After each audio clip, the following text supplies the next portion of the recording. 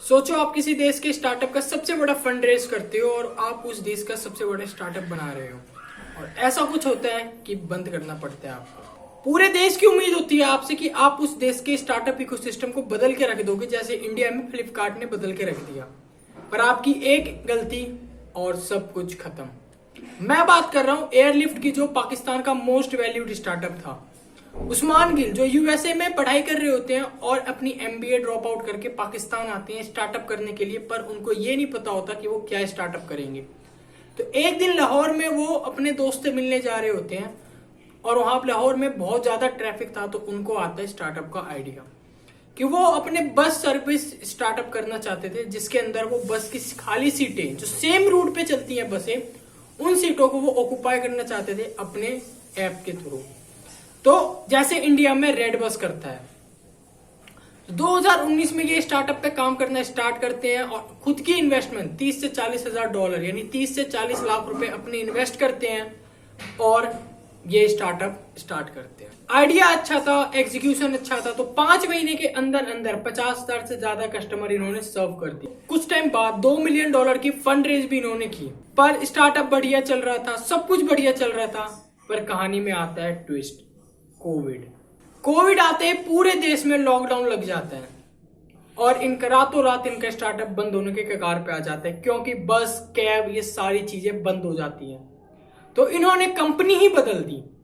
इन्होंने जहां पे ये बस सर्विस प्रोवाइड करते थे वहां से ये ग्रोसरीज प्रोवाइड करने लग गए। उस टाइम पे क्विक कॉमर्स बहुत तेजी से रैपिडली ग्रो कर रहा था, तो ये क्विक कॉमर्स में घुस गए, जो 30 मिनट के अंदर ग्रोसरी प्रोवाइड करने लग गया था। क्विक कॉमर्स में ये होता है कि आप हर 2 या 3 किलोमीटर के अंदर अपने डार्क स्टोर ओपन करते हो, उसके अंदर अपने प्रोडक्ट रखते हो और जब आपको ऑर्डर आता है आप वो प्रोडक्ट उस कस्टमर तक 10 से 15 या मैक्स टू मैक्स 20 से 30 मिनट के अंदर प्रोवाइड करते हो। जैसे इंडिया में जेप्टो, डेंजो, स्विगी, इंस्टामार्ट, बजटस्केप ये सारी चीजें कर रही है। लॉकडाउन के अंदर ग्रोसरी डिलीवरी स्टार्टअप बहुत ही तेजी से ग्रो कर रहे थे और एयरलिफ्ट भी कर रहा था। और एयरलिफ्ट को इन्होंने नाम चेंज करके रख दिया एयरलिफ्ट एक्सप्रेस। एक्सप्रेस का मतलब था जो सिर्फ ये ग्रोसरीज प्रोवाइड करते थे, तो इन्होंने एयरलिफ्ट एक्सप्रेस नाम रखा। अब गेस व्हाट, लॉकडाउन था, कोई लोग बाहर नहीं जा रहे थे, तो सबको ग्रोसरीज अपने घर के अंदर ही चाहिए थी।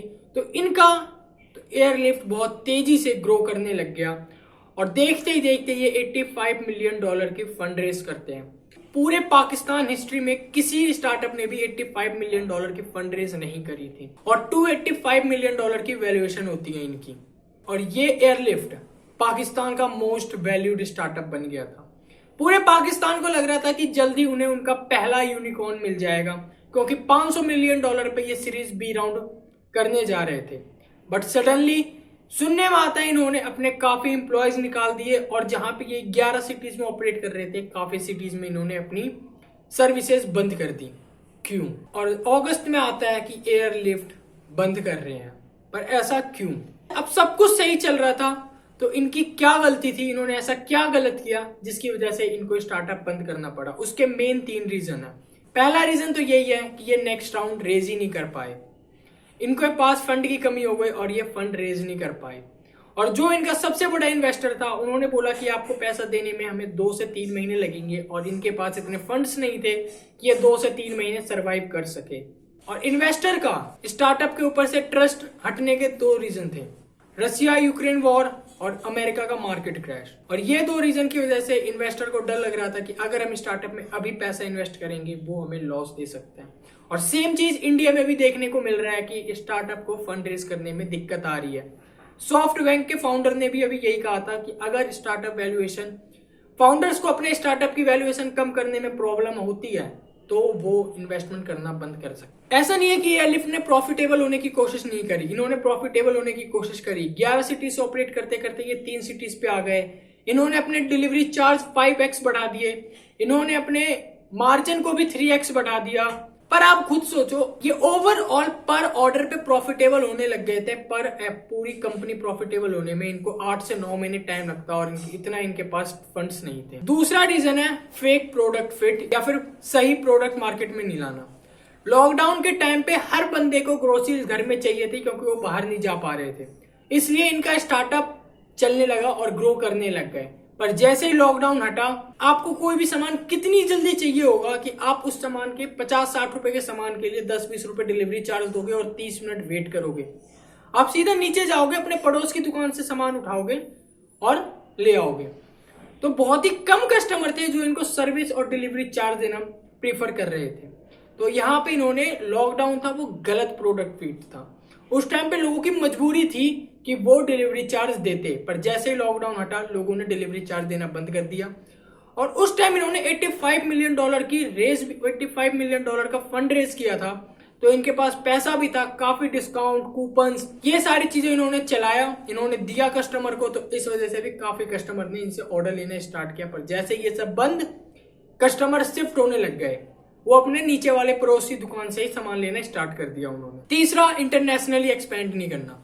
जब उस्मान गिल को ये पता था कि पाकिस्तान की मार्केट इतनी बड़ी नहीं है जितनी बड़ी इंडिया की मार्केट है, तो उनको इंटरनेशनली एक्सपेंड करना चाहिए था। पर उन्होंने एक्सपेंड किया, पर उन्होंने गलत टाइम पे किया।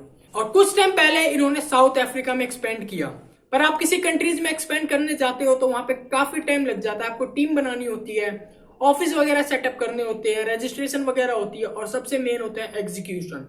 आपको वहां पे ऑफर्स देने होते हैं नए वहां पे कस्टमर को एक्वायर करने के लिए। और मेन चीज इनके पास वही नहीं था, फंड्स नहीं था, तो ये कस्टमर कहां से एक्वायर करते। इनके स्टार्टअप से हमें यही सीखने को मिलता है कि एज ए स्टार्टअप और एज अ बिजनेस हमें सिर्फ प्रॉफिटेबल होने पे ध्यान देना चाहिए। किसी और के पैसे, चाहे वो इन्वेस्टर के पैसे हो, वेंचर कैपिटलिस्ट के पैसे हो, या फिर बैंक से हम लोन ले, ये सारी एक सेकेंडरी पार्ट होनी चाहिए। पर प्राइमरी ये होना चाहिए कि जल्द से जल्द हम प्रॉफिटेबल हो, क्योंकि अगर इन्वेस्टर ने जिस टाइम पैसे देने से मना कर दिया, आपका स्टार्टअप उसी टाइम बंद। अगर आपको वीडियो अच्छी लगी है तो वीडियो को लाइक करें, चैनल को सब्सक्राइब करें, और मोस्ट इंपॉर्टेंट थिंग, हम एक गिव अवे कंडक्ट करने वाले हैं जो कि इंडिपेंडेंस डे के लिए होगा। उसकी सारी डिटेल्स आपको नेक्स्ट वीडियो में मिलेगी, या फिर मैं एक उसकी अलग से वीडियो बना के अपलोड करूंगा। पार्टिसिपेट करो और कॉन्टेस्ट जीतो।